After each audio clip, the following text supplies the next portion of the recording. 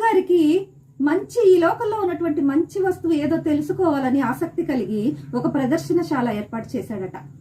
ఆ ప్రదర్శనశాలకి సంగీత వాయిద్యాలు, మంచి మంచి బొమ్మలు, చిత్రలేఖనాలు, ఇంకా బంగారము, నగలు ఎన్నో నమూనాలు ఆ ప్రదర్శనశాలకి వచ్చి చేరాయి.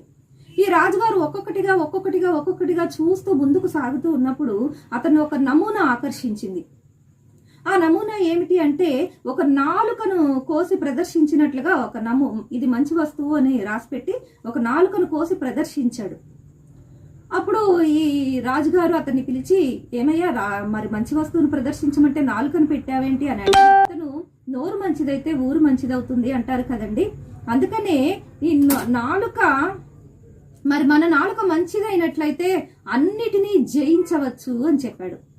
ఈ రాజుగారికి చాలా బాగా నచ్చి, ఆ సమాధానం నచ్చి అతనికి ప్రథమ బహుమతి ఇచ్చి పంపించాడు. కొన్ని రోజుల తర్వాత ఈ రాజుగారికి చెడ్డ వస్తువులు ఏదో తెలుసుకోవాలని ఆసక్తి కలిగింది. సో చెడ్డ వస్తువుల కొరకు ప్రదర్శనశాల ఏర్పాటు చేశాడు. అప్పుడు కత్తులు, కటార్లు, బాంబులు, ఇక అనేక రకమైనటువంటి చెడ్డ వస్తువులన్నీ ఆ ప్రదర్శనశాలలో చోటు చేసుకున్నాయి. ఈ రాజుగారు ఒక్కొక్కటిగా మరలా చూస్తూ వస్తున్నాడు. అప్పుడు కూడా అతను ఒక నమూనా ఆకర్షించింది. ఈసారి కూడా నాలుకతో చేసినటువంటి నమూనానే. అది ఈసారి ఎలా ఉంది అంటే, అది ఎవరి మీదో కసురుకుంటున్నట్లుగా ఉంది. ఏమయ్యా, మంచి వస్తువు పెట్టమన్నప్పుడు నాలుకనే పెట్టావు, ఇప్పుడు చెడ్డ వస్తువు కూడా నాలుకే అంటావేంటి అని అతన్ని అడిగితే, మహాప్రభు, నా నోరు మంచిదైతే ఊరు మంచిదవుతుందంటారు, అలాగే నోరు చెడ్డదైతే మనం అందరి అభిమానాన్ని కోల్పోతాము, అన్నిటినీ కోల్పోతాము, అందుకే నాలుక చెడ్డ వస్తువు అన్నాను అని చెప్పాడు. రాజుగారికి ఈసారి కూడా అతనికి సమాధానం నచ్చి అతనికి మొదటి బహుమతి ఇచ్చి పంపించాడు.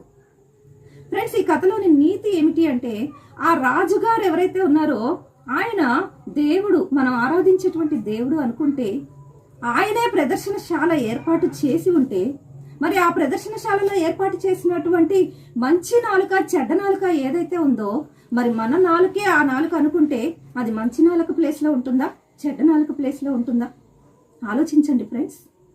Change your attitude. ఒకవేళ మీరు చెడ్డ నాలుక కలిగి ఉన్నట్లయితే, ఎవరి మీదైనా కోపం కలిగి ఉన్నట్లయితే, నాకు తెలుసు ఫ్రెండ్స్, ఎంతో మంది ఒకే ఒక మాట పట్టింపు వల్ల ఎన్నో కుటుంబాలు ఈ రోజు ఐక్యతను కోల్పోయాయి అంటే ఆశ్చర్యపోవాల్సిన అవసరం లేదు.